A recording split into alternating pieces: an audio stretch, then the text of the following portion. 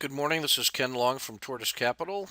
It's March 14th, 2014, and I want to give you a quick overview of the spreadsheet that will support some back testing for our core workshop. Um, Consists of this page of design notes that describes the systems that you'll see on the various tabs and then some of the background research on them. There's a notes about a passive annual asset allocation. So that's once a year you're going to reallocate your money according to buckets that you set up. And I'll show you that in detail. 333 strategy adapted from Marvin and Gerald Appel.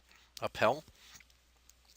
going to basically own the top three funds looking back 3 months worth of performance and then holding them for 3 months. So 333. 631, you're going to look back 6 months, own the best three, and hold them for a month. 331, you're going to look back 3 months, own the best three, and hold them for 1 month. And the course materials will explain more of that in detail. And these all remain pretty robust and pretty reasonable. So you've got the Design Notes tab. If you want to look at the passive annual exercise, just come here. And then essentially, let me start on this one because that's the longest one out. What you're going to do is you have these defined asset categories. And what we're showing here is in course of action 1, you put in the percents that you want to allocate to those particular strategies. Course of action 2, or version 2, you see a slightly different allocation. Then what you're going to get is the results of these different strategies expressed over a 10-year period. So what we did was we took a historical 10-year period that included bull markets, bear markets, volatile markets, quiet markets, up, down, left, right. And this is a representative sample of what can happen going forward. And then the strategy that you're testing says the following: you're going to always be invested. You're going to have your broker or your financial manager start off with money according to the asset allocation percentages that you see here. And then each year, at the end of the year, he's going to rebalance the portfolio, taking into account gains and losses, so that the new year starts with exactly the same allocation among your desired asset classes. And then the results that you're going to get for each one of those choices is located in this table, and then the summary of your performance would be down here. A 1.01 represents a baseline performance if you just kept that in a money market or laddered CD rate of return. If we just set that equal to 1% after fees, that's still a pretty good return in that kind of an instrument in the year 2014. And then you can see what the effect of the different strategies are across 10 or 11 different choices. And then this gives you the bar chart. This is if you want to explore the spreadsheet. The details of how those things are performed are all over in here, but you don't really need to go through that to sort it out. And the historical period that we're covering is there, but that doesn't matter as much as the fact that it's representative. So working from this screen right here, that will get you through the passive annual exercise. Now we'll go to 631, 333, and 331. These worksheets are all structured the same way. Everything you really need to know you could probably do right from the 631 worksheet. So we'll start way over here on the left. And now what we've done in the blue is I've identified the 13 ETFs I call the usual suspects, or the default ETF 13 portfolio about which you're going to make your choices. That's your investing universe. And we're going back 100 months, the last rolling 100 months to test this strategy. And so the return of SPY 100 months ago for that month was minus 0.19%. The Dow Diamonds was minus 1.95, and so on across.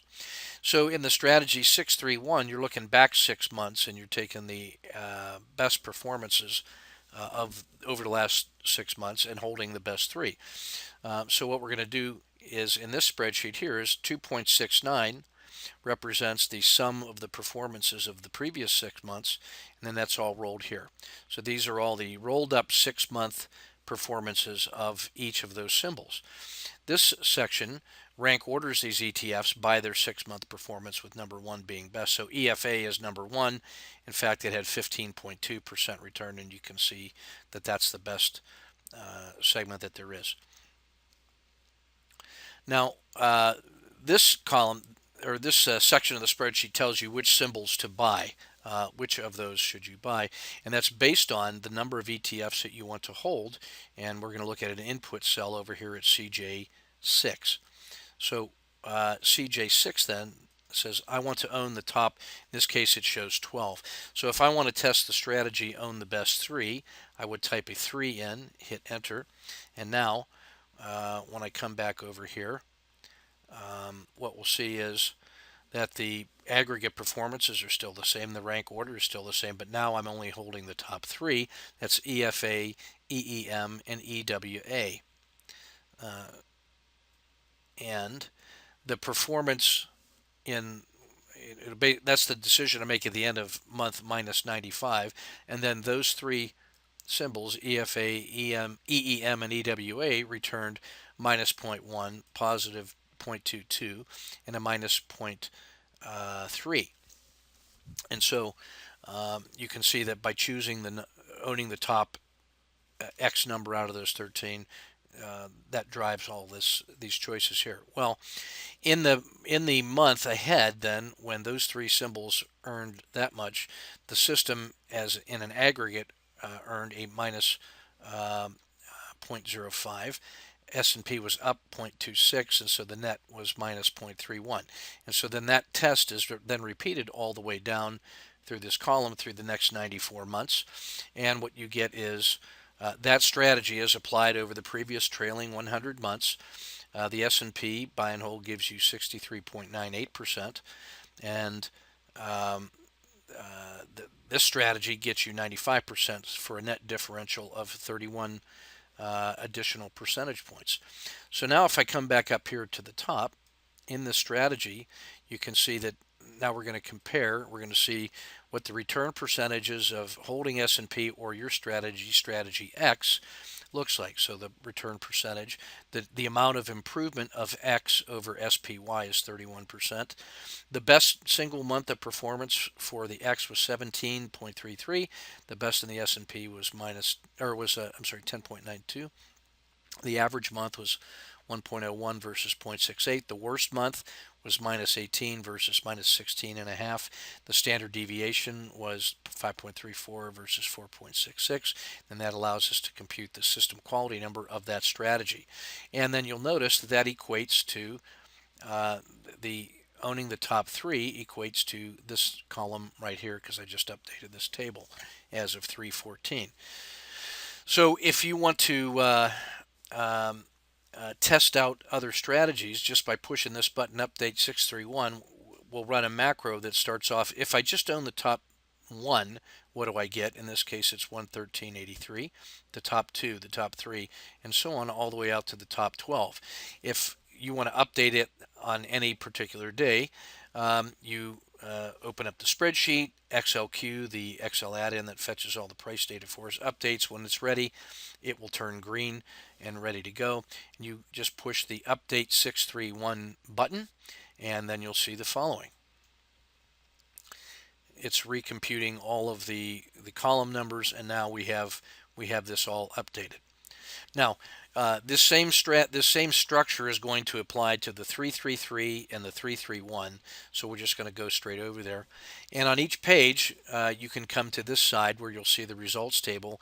And if you hit the button at the top, you'll be able to update each one of those tables. Or just from 631, you can push this button down here that says Update All Tables. And that will call each of those series of macros in turn, and it'll update all of that information on this page. So to demonstrate, I click, It's going through all those cycles. It now shifts over to the 333, and now it's updating all those numbers based on those strategies. Then goes to the 331, updates all of those strategies, brings it everything up to date. Now comes back here. Now on a single page, you can compare the results of all the back tests as of the time that you just ran. In this case, it's as of 3/14/2004. So I might look through here and decide that there is a sweet spot in this 2 through 4 range on 631, and compare that. If I just did 331, what could I get? It looks like 331 is a better performing solution across all of those time frames, and right now they're all better than 333. So I might at this point decide to uh, look more carefully at 331 as the best performing strategy at this point in time. So this is a quick way for you to sort out what it is that's working, and what the different performance parameters are. You can see in each case all we've done is taken these numbers from this comparison and placed them in here, so we can always see the percent return, the actual improvement over the buy and hold, the best month, the average month, so the worst month, the standard deviation, and then the system quality number. So that's how the spreadsheet works, and I hope you enjoy it, and I hope that it helps you sort through the data that's out there. I should also add, now, if you wanted to change the symbols, that's what I should also cover. This, if you just keep those blue ones there, you can always go back later and cut and paste and put them back in. This spreadsheet allows you to change the symbols here in yellow. So if I wanted to test, I don't know, gold, I could just type GLD. Then the numbers would change, and then all of the performance numbers are adapted over in here. Okay, so if I want to go back to the original 13, I would just put that in there. That gives you the ability to manipulate the symbols inside here. Okay, so thanks for your kind attention. I hope you enjoy the course, and keep your risk measured and your powder dry.